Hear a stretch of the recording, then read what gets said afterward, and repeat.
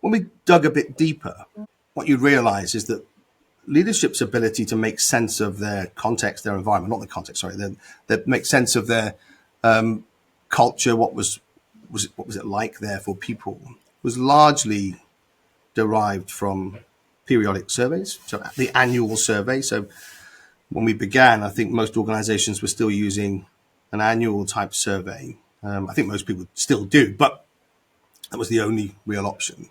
And that was interesting because I think what we were seeing and hearing from these leaders was actually that they're great for certain things, but actually they don't, by the time we've got the results back, it's out of date, therefore we don't trust it, and that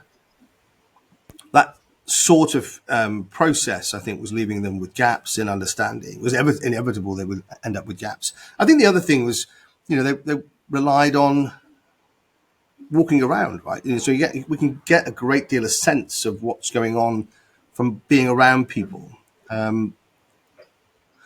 I think the big challenge in that particular approach, if you watch that episode that we did with Jeff Marlowe, when he talks about sense making and he defines culture, and I quite like this. It's that sort of sense of how we do things, to a collection of mindsets associated with how we do things around here.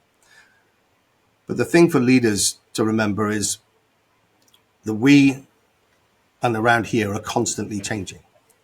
So when leadership is in the room, everything works differently, right? So that things tend to happen a bit faster. People tend to put on their best face.